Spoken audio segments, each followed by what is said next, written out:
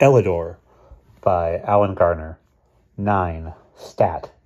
Roland decided to fetch the treasures at the end of the first week in the cottage. Every Friday he brought his game's clothes home from school in a rucksack, and there would be plenty of room for the cup and the stone, where he could manage the other treasures easily. It was left to Roland because he was the one to go to school by train. He would get off at the station for the old house, collect the treasures, and catch the next train home.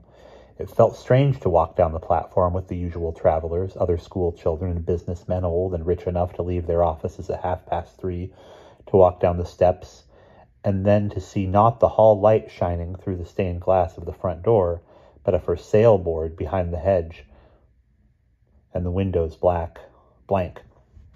When Roland unlatched the gate, he realized how much of his life had not moved with him to the cottage, the unique sounds of a house, the noise of that gate, of his feet on the path.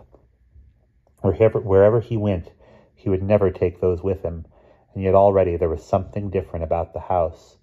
Even after a week, Roland felt it, as a kind of awkwardness, almost uneasiness, in his being there, and as he reached the door, this suddenly became so strong that the hair on the back of his neck tingled and his palms were cramped with pins and needles.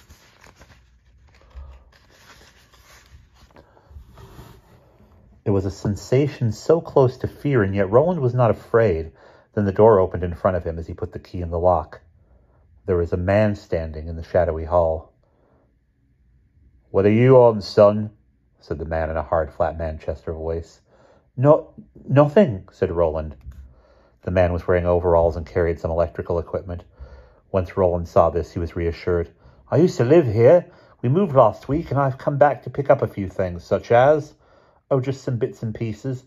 You're not one of those here radio enthusiasts by any chance," said the man. "A little knowledge is a dangerous thing, you know. You could do yourself a mischief." "Oh, no," said Roland. "My brother's keen, and I've another brother with a transistor set, but I'm no good at that sort of thing." "Aye," said the man. "There's something peculiar going on here. There is that."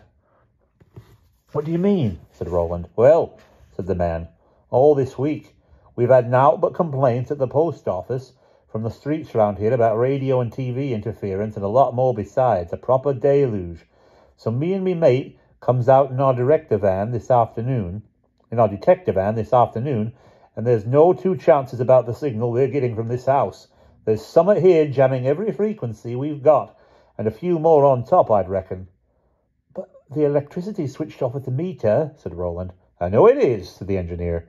"I had to go to the house agents for a key, and I've checked mains and wiring. No, it's something like a generator going full belt and then some."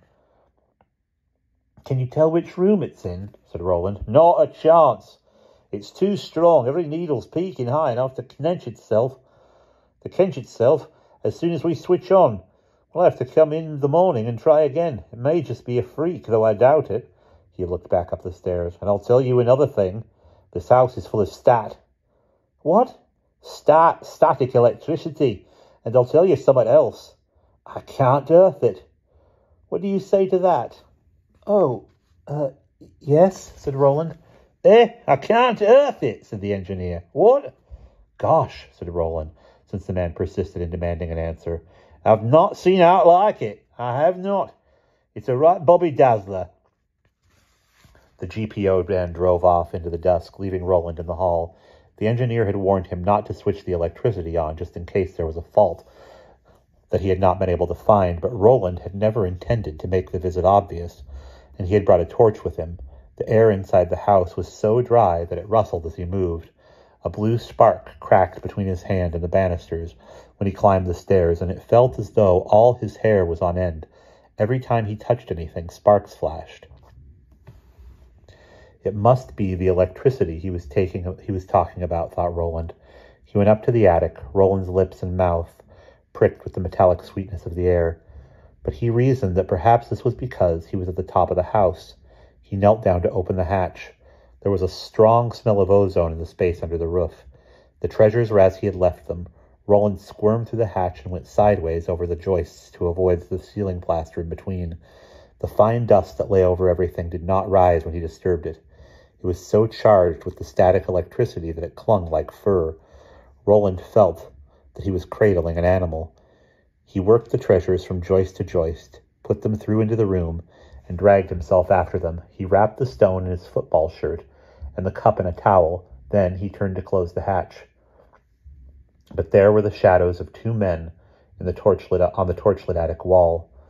After the first pulse of horror, Roland did not move. He saw every detail of plaster on the wall. He heard every sound in the house and in the road outside. He did not breathe. His mind raced so that every second was 10. The shadows were not of anybody in the room. It was too small and bare for anybody to be in it unseen. And they would have to be between the torch and the wall to make shadows. This was my bedroom. There's nothing to be frightened of here. There are marks on the wall, damp patches because the house is empty. He went closer. They remained the same size, flat shadows on the wall, motionless, sharp and black. It's an optical illusion. I'll shut my eyes and count 10. Or it's all that static electricity. It's a freak, like the man said. Roland shut his eyes, but he could still see the 2 figures, reversed like a negative image, yellow against the black screen of his eyelids. He opened his eyes, black on yellow, closed them, yellow on black, but just as clear. He shook his head, and the men vanished, then appeared. He turned his head slowly to one side and back. He could see the shadows with his eyes closed, only when he was facing the wall. Roland opened his eyes and switched off the torch. In the darkness of the attic, the yellow shadows were full size. The air was alive with tiny sparks, and they were thickest round the outline of the shadows, like iron filings clustering about a magnet. Now, the force in the room seemed to hold Roland's head locked in one position so that he could not look away. A numbness was spreading into his limbs, and in his mind and all around him he felt or heard a noise, a high whining, powerful, and the sparks merged into blue flame along the edges of the 2 shapes. He willed his hands to switch on the torch, but the flame still showed even in the light, and the blackness of the shadows was more solid than the wall itself. The shadows were becoming independent of the wall, cut loose by the blue flame.